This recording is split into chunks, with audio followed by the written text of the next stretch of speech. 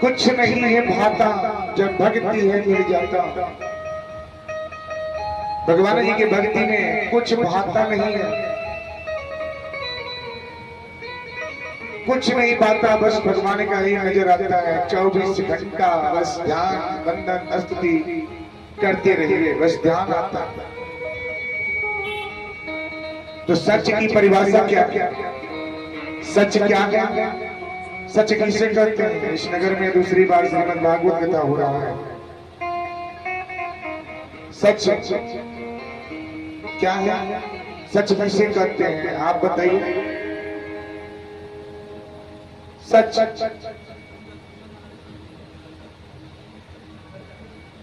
जो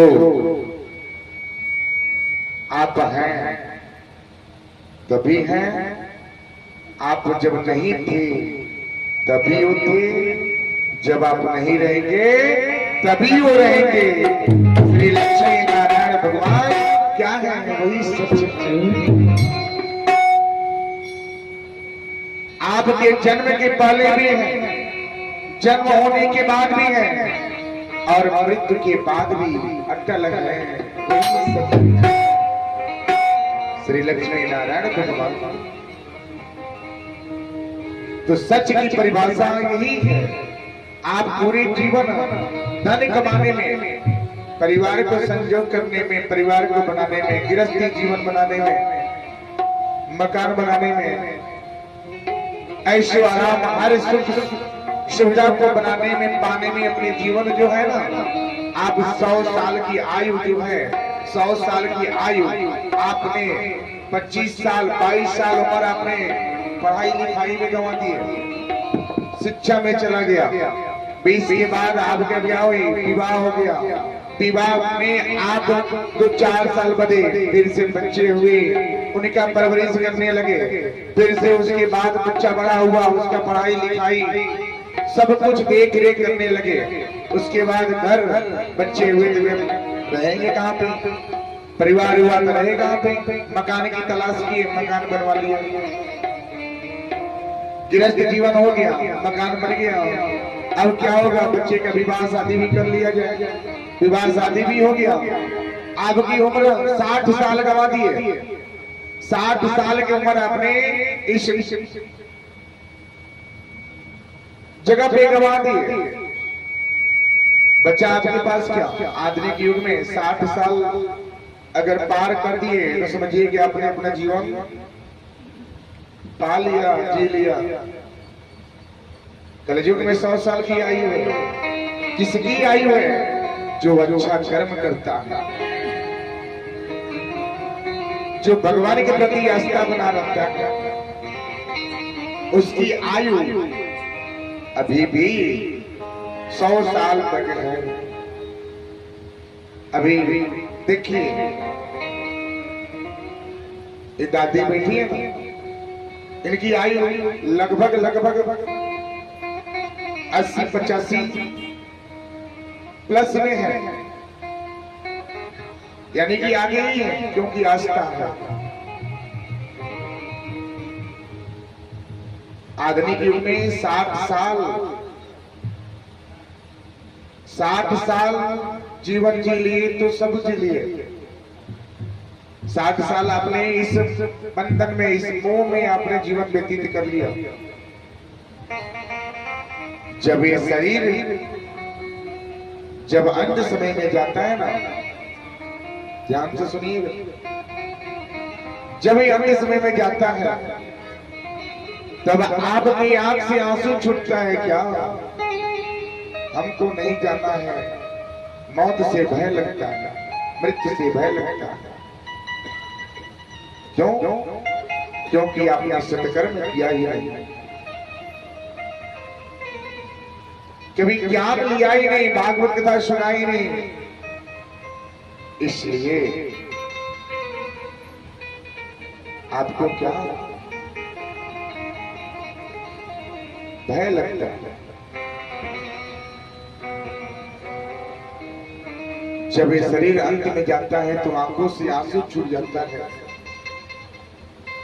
सोचते हैं कि कुछ दिन और रह लेंगे, थोड़ा भक्ति कर लेंगे, ध्यान कर लेंगे, प्रभु जी का मन से बंधन कर लेते हैं, जीवन मृत हो जाता है। एक घर, एक मकान, एक गृहस्थी, ये जीवन, ये सब यहीं पे रह जाता है। जाता है तो केवल आपका कर्म, और जो आप किए हैं, जो आप भक्ति किए हैं, भगवान के प्रति जो किए हैं, वही आपके पास जाता है। ये 3.5 हाथ का शरीर जब जाता है तो इसको आप ही के पुत्र, आपके परिजन इसको क्या करते हैं, आग से जला देते हैं। जलाने के बाद इस शरीर का एक चुटकी भर राख हो जाता है। जिसके लिए आपने पूरा जीवन बनाया, ये मकान है, घर है, गृहस्थी, किससे झूठ बोले, किससे सत्य बोले, किससे विवाद किए, ये सब कुछ आपने अपने पुत्र, अपने परिवार के लिए कर लिया। लेकिन वही परिवार जब आपका शरीर जब बिछड़ता है, बिछड़ने के बाद आप ही के पुत्र, आप ही के परिवार इस शरीर को जब आग देते हैं, जल जाता है, तो शरीर बचता है चुटकी भर राख। उस राख को गले में रखते हैं और बोलते हैं गंगा लाभ करा दिया जाए। अगर गंगा लाभ कराने से शरणागति हो जावे तो हर व्यक्ति गंगा लाभ करावे। वो तो आपका कर्म है कि गंगा जी में आपका अस्थि विसर्जन हुआ।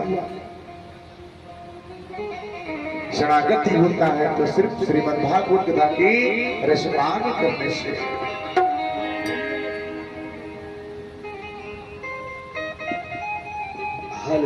एक ऐसे ही कथा श्रीमद् भागवत कथा में सत्यचित और आनंद पे प्रसंग है। एक बहुत बड़ा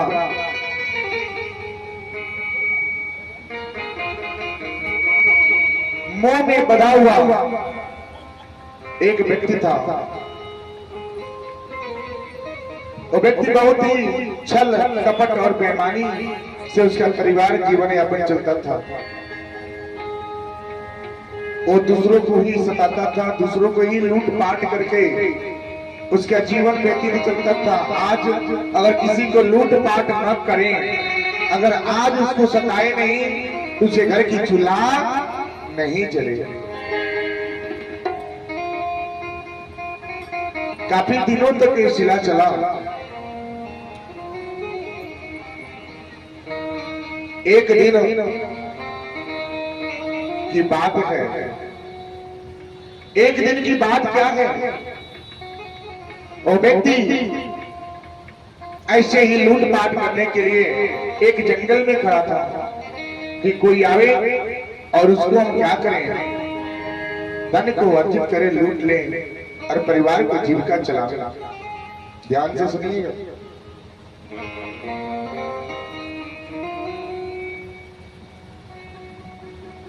तब तक एक महात्मा की प्रवेश वहां पे होता है। महात्मा के पास एक शिष्य भी थे। वो व्यक्ति ने महात्मा जी से बोले कि आपके पास क्या है, जो भी है आप हमें दे दीजिए। महात्मा के पास क्या रहता है, एक कमंडल, एक पोथी, पंचांग, बहुत बराबर रहेंगे तो प्रसाद रहता है। कोई संत के पास मिलेगा तो प्रसाद ही मिलता है, दूसरा तो धन नहीं रहता, उसके पास धन नहीं रहता। और व्यक्ति ने बोला कि भाई आपके पास जो कुछ है उसको दे दीजिए, नहीं तो हम आपको नहीं छोड़ेंगे। पता है ना। अब उसको लगे डराने धमकाने। और व्यक्ति ने बोले ठीक है, हमारे पास जो कुछ है, महात्मा ने बोला कि ठीक है हमारे पास जो कुछ है हम सब कुछ दे देंगे आपको।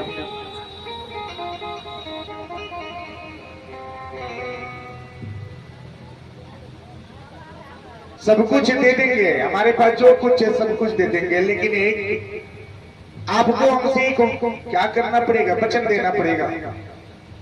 व्यक्ति ने बोला कौन सा वचन दूं, ऐसा कौन सा सवाल आ गया, क्या वचन दूं मैं? भले चुपचाप आप शांति से जितना सब कुछ है हमारे पास रख दीजिए। महात्मा सब कुछ बोले सब कुछ कर दूंगा, लेकिन एक बार आपको क्या करना है, वचन देना है। बोले कि अगर एक बार वचन दे देते हैं तो हो सकता है कि इसमें ज्यादा धन हो, इसीलिए माया में डाल रहे हैं। उन्होंने बोला हाँ हाँ ठीक है हम वचन दे देते हैं आपको, हम आपको वचन देते हैं। वचन तो ले लिए महात्मा ने। बोले ठीक है, आप ये बताइए कि जो आप लूटपाट चोरी करते हैं, दूसरों को सताते हैं, क्या इसका हकदार आपका परिवार होगा? जो आप झूठ साच चोरी बेईमानी से दूसरों को आप जीविका चलाते हैं, क्या इसका भागीदारी आपका परिवार होगा? क्या आपके घर के सदस्य होंगे? महात्मा जी की बात उस व्यक्ति के मन में, उसके बाद कुछ पल सोचने लगी, क्या आपके पास जो कुछ दे दीजिए। उन्होंने बोला हम सब कुछ दे रहे हैं भाई, ये ले लीजिए, लेकिन वचन दे तो उसको पूरा कीजिए।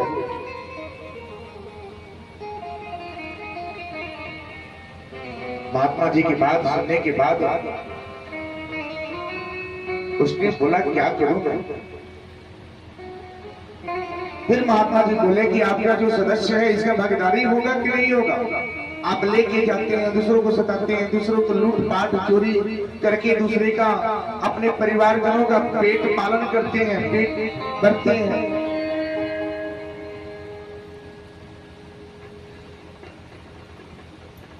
शास्त्र में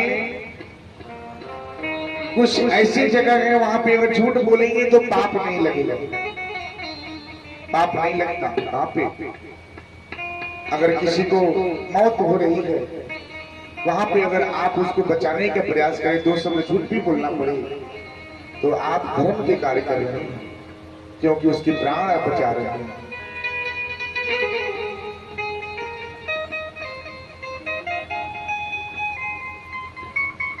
किसी गरीब व्यक्ति को अगर आप थोड़ा सा झूठा भी बोल दें, उसका अन्न नहीं है, उसका पाँव नहीं है, आंख नहीं है, परिवार एक हाथ नहीं है, उसका पालन पोषण करने के लिए थोड़ा आप बोलेंगे भी, तो वहां पे आपको दोष नहीं लगेगा।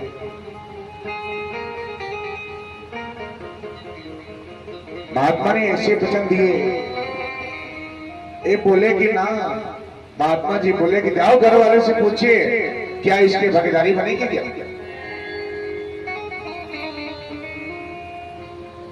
भागीदारी बनेगी?